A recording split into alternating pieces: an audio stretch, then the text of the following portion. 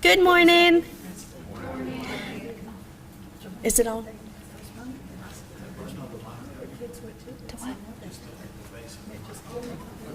Oh, okay. Good morning. My name is Olivia. Now it's Wyatt. I just got married this past week. And I am the prevention educator with Victim Services. We are going to talk to you all today about what Victim Services is, the services we provide, and how you as faculty and staff of Wallace can interact with students who may be in a situation that is domestically violent or potentially even involved with sexual assault. So Victim Services, a lot of people actually don't really know about us, but we were established in 1991. Our vision is a world where relationships are healthy and free from violence. We want to lead the community in prevention of domestic and sexual abuse by providing shelter, advocacy, and education, all in the effort to break the cycle of abuse and promote peace and safety. We actually do service both Cullman and Winston counties as well. Just a little bit of statistics to kind of put it in perspective. 1 in 4 women and 1 in 7 men will experience abuse by an intimate partner during their lifetime. As of 2020, we had 1,752 individuals receive services, and there we have it broken down by crisis calls, which is calls into our office. We had 188 people in our shelter, not at one point, but throughout the year. 456 emotional support services, such as counseling, and we had 748 victim advocacy services, which is typically court-involved services, and we had 32 individuals graduate from our DVIP program. Just a few of the services that we provide. We do provide emergency shelter, so if someone needs to leave a situation where they are not safe, we do provide shelter for those individuals. We also provide transition shelter, which is for people who have already left a domestically violent situation and are classified as homeless. We have a transition shelter that helps them get back on their feet. We also provide counseling, support groups, community education programs, which is like today, court and medical accompaniment, victim advocacy, a domestic violence intervention program, children advocacy, and our SAINT program. So our emergency shelter is actually called the Hughes House. It is for sexual assault or domestic violence clients who are in immediate danger. Typically, clients stay in that shelter for 1 to 2 months, and it is in a secure location not known to the public. Our Harmony House is our transitional shelter.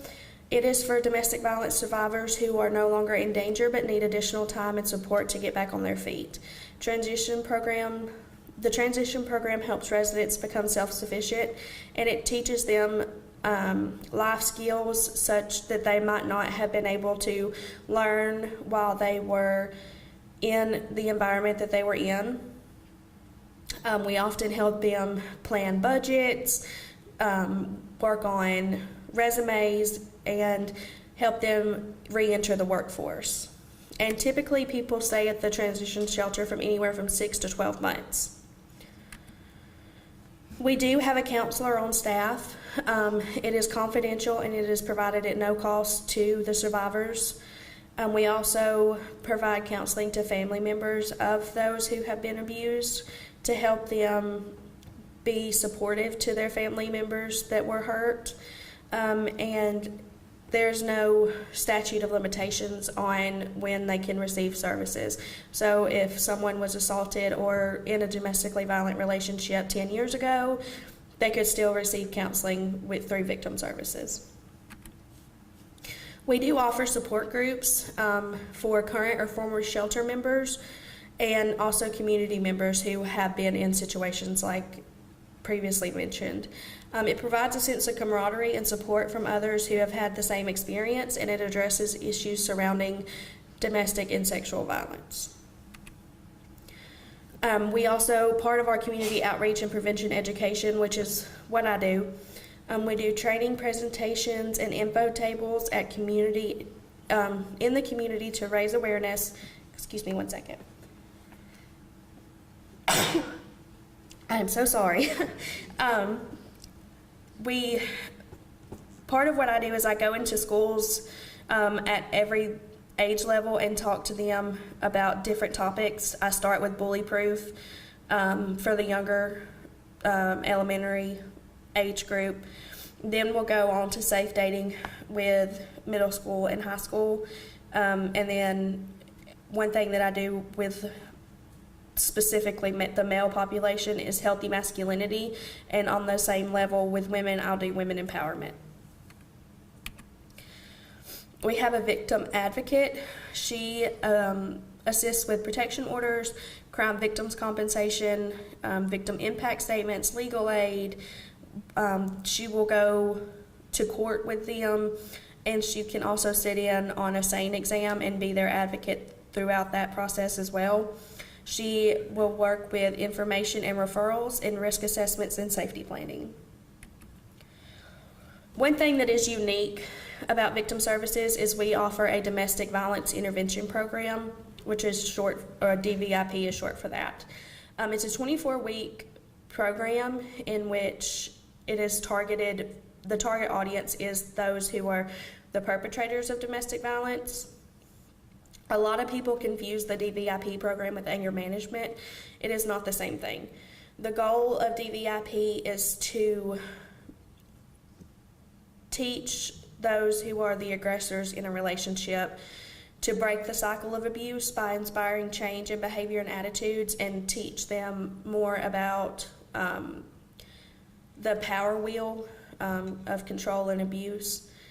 And oftentimes those who participate in our DVIP program are referred by either the court system or DHR. We also have a children's advocate.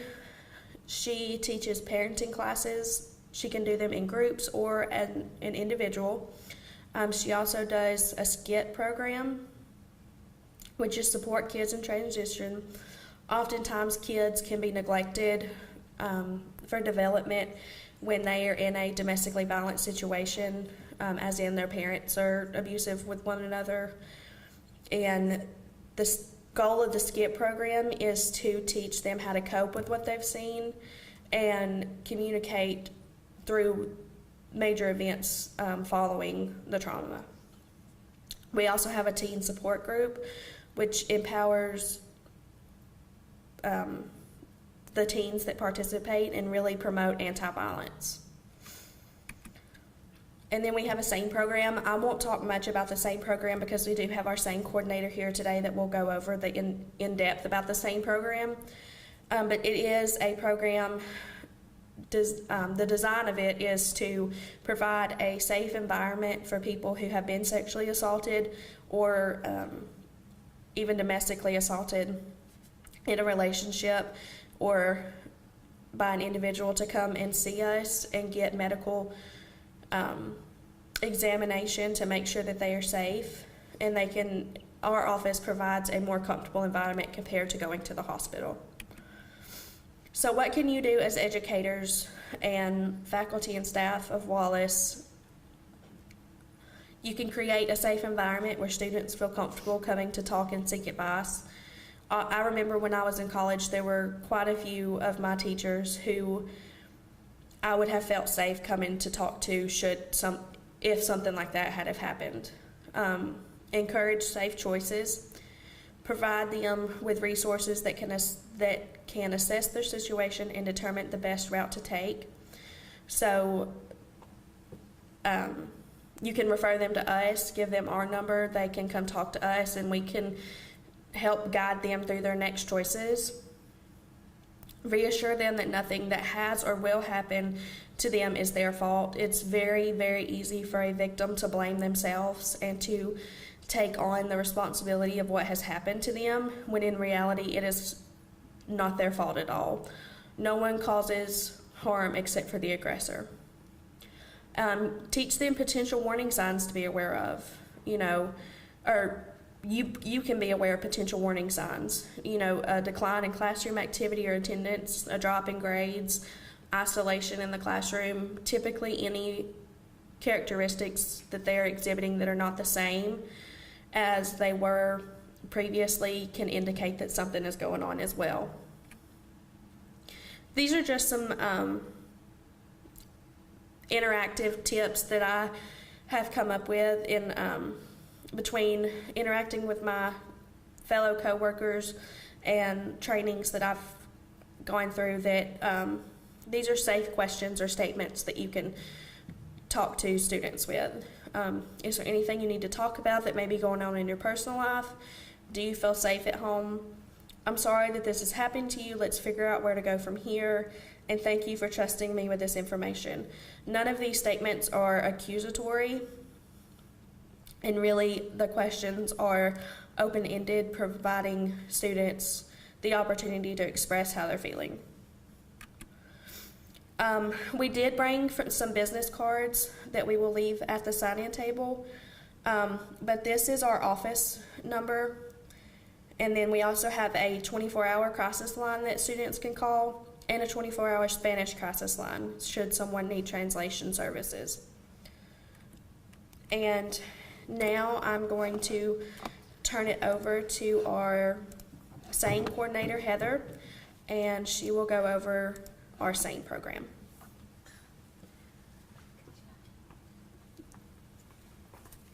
Hi, I'm Heather. I'm the SANE clinical director at Victim Services. Right now, I'm one of the only SANE nurses that we do have. We are in the process of training and hiring more nurses.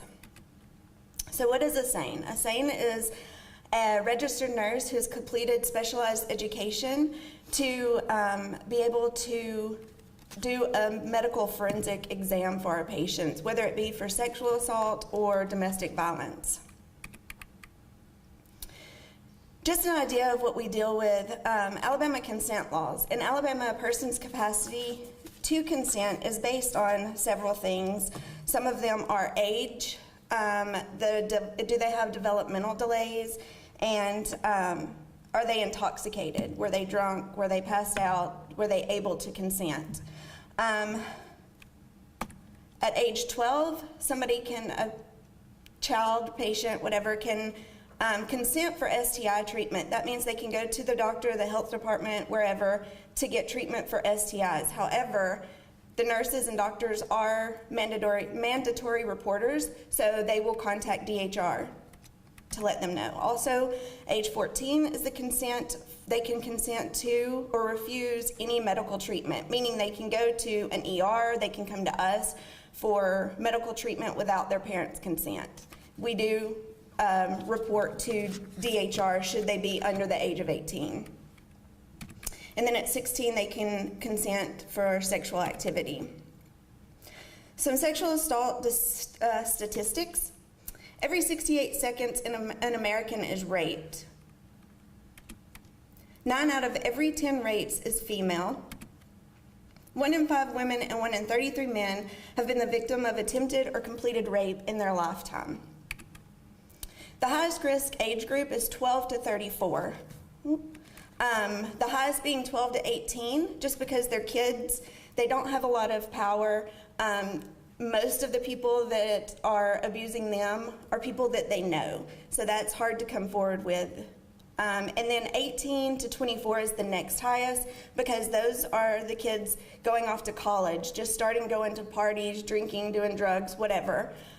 So they're the highest. And then after 34, you're kind of in the safe age group up until you get past your 60s, and then your chances go up higher, just because a lot of them have a lot of developmental or immobility, and so they depend on people. And we know that the majority of sexual assaults that happen are people that they know. It's very rare that we ever have anybody come in with a stranger that has attacked them. It does happen, it just doesn't happen as often. Members of the LGBTQ+ community are at higher risk for sexual assault than their heterosexual students. Only 28% of those assaulted will report to law enforcement. Sexual assault is the lowest reported, I just lost all train of thought. Lowest reported crime there is. Just because, again, normally they usually know the people, they're scared to come forward, they don't know where to go. So that's why we do what we do and come forward and talk about what you guys can help them do.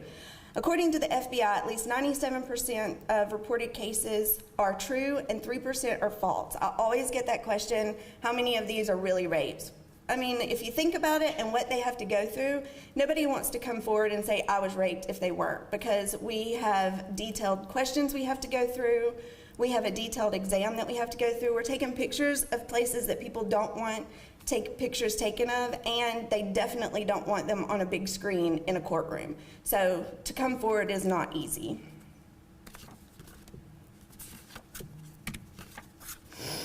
Why come to a SANE?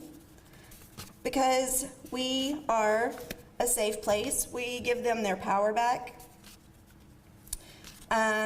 We put them in a comfortable environment. It's not the ER. It's not chaotic. It's not one of us running in and out constantly. The ER just is not a place for anyone that has been assaulted, because there's not that one-on-one that we get to do.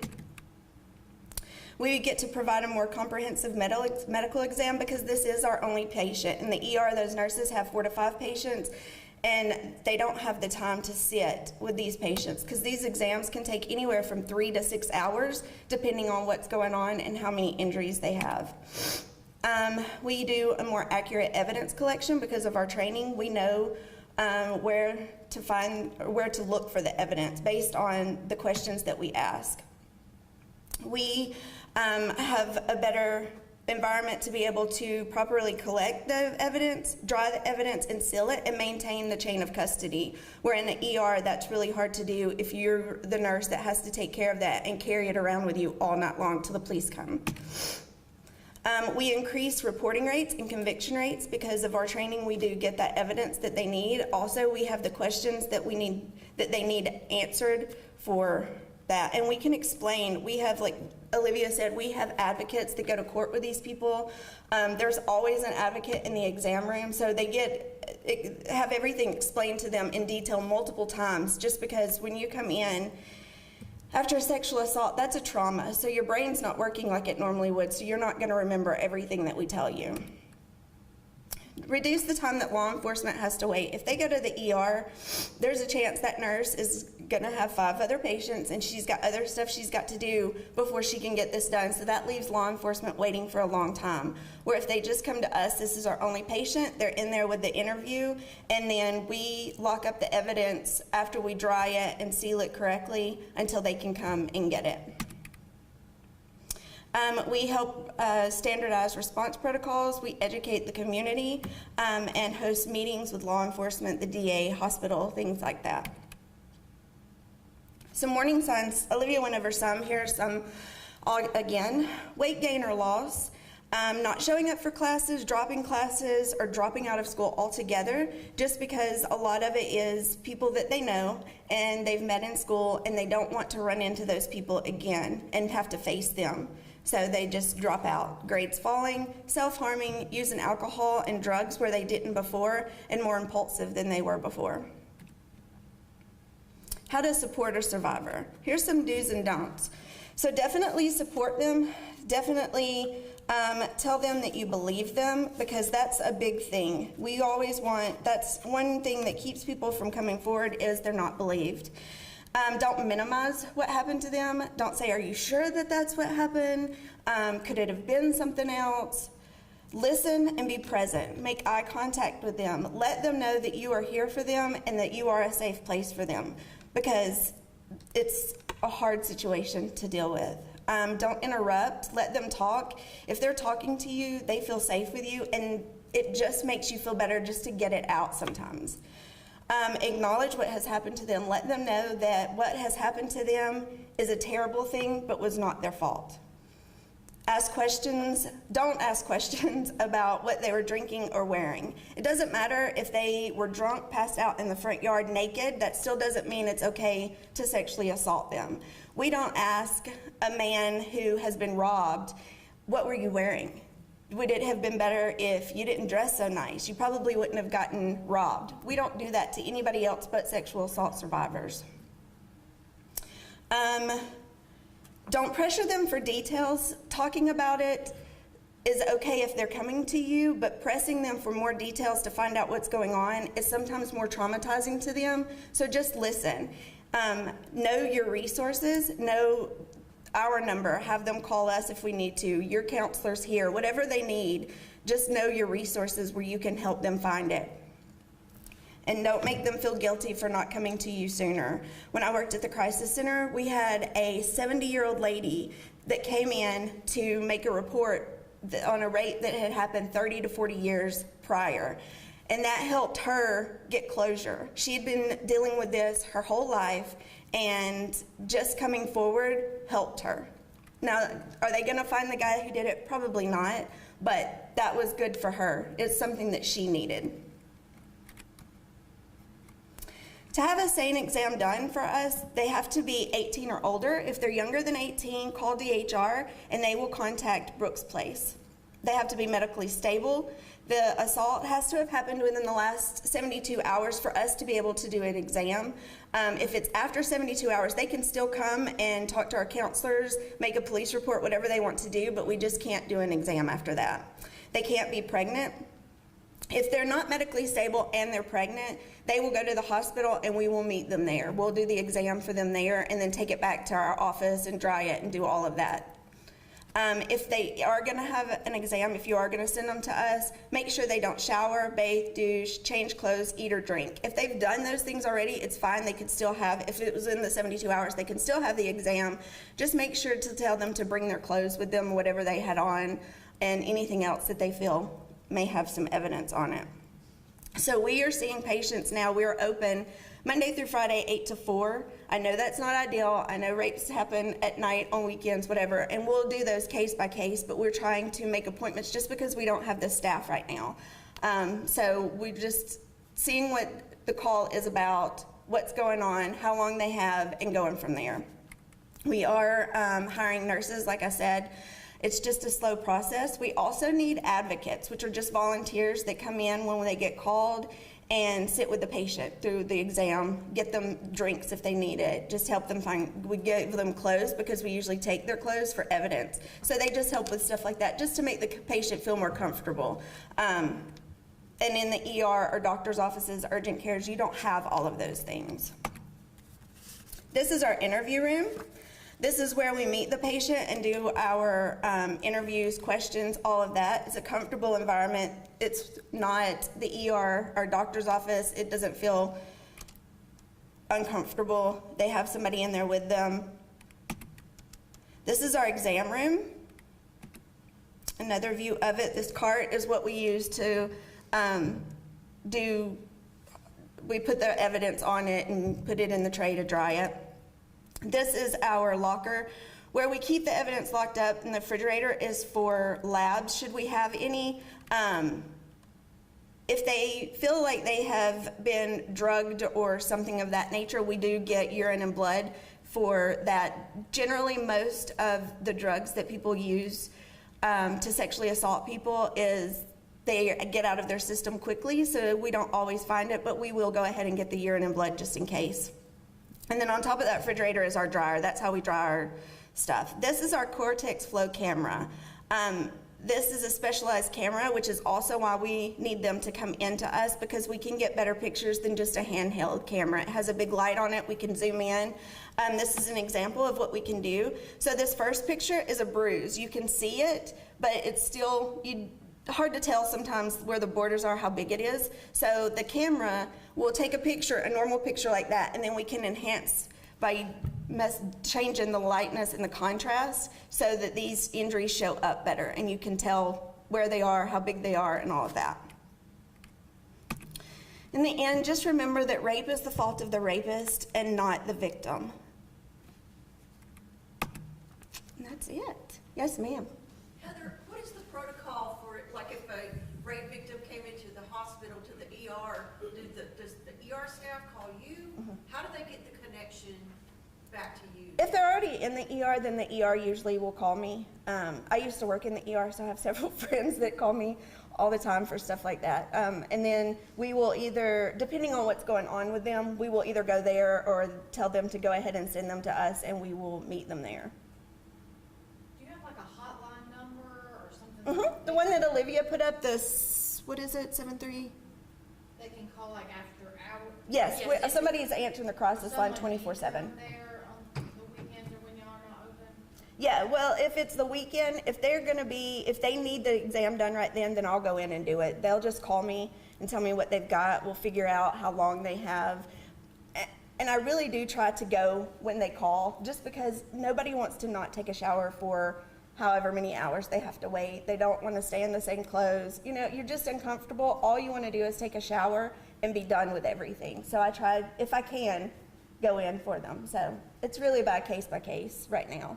And we But at ha- some point, we will be 24/7. Yes, and we do, our 24-hour crisis line is just that, it's 24 hours. That's where they call if they need shelter, if they need guidance, they need a SANE exam, and things like that. And that number will be on the cards that we leave on the table. And we also have a Facebook page too, with all of our information on there.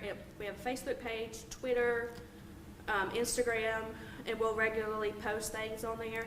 But they also have our crisis line, our Spanish crisis line, and our office number. And we are currently putting out flyers in businesses and stuff with all of our numbers on it too. Yes. So we'll try to get you guys some out here if we can. Any other questions? Dr. Smith, Dean Smith also has their contact information, so if you were to encounter a student, you can refer them to Dr. Smith, and that's part of our resource connections that we have now. So if you don't know what to do, just call him, and then he has their contact. And they don't have to make a police report. In the state of Alabama, there's no statute of limitation on sexual assault, so they can make a police report anytime. They can come to us and we can do what we call a Jane Doe, and that's just where we do everything we normally do. We just don't put their information on the outside of the kit or bags until the police come and pick that up, just because they are responsible for evidence. But they have no clue whose it is until the patient calls us and says, hey, I'm ready to make a report. Then we will contact law enforcement and let them know what the case number is and their name, so then they will know whose it is. So, and the patient can come to us even if it's 5 years later, and we will go with them to the police department if that's what they want to do, or the police will come to us. And we have also been in contact with Officer Roden with Campus PD. He is aware of us. We have introduced ourselves, what services we provide, and things like that. So, not that we're saying that it will, but should something happen on campus and they go to one of you all or Officer Roden, they can also contact us as well. Well, thank you guys for having us today. Thank you.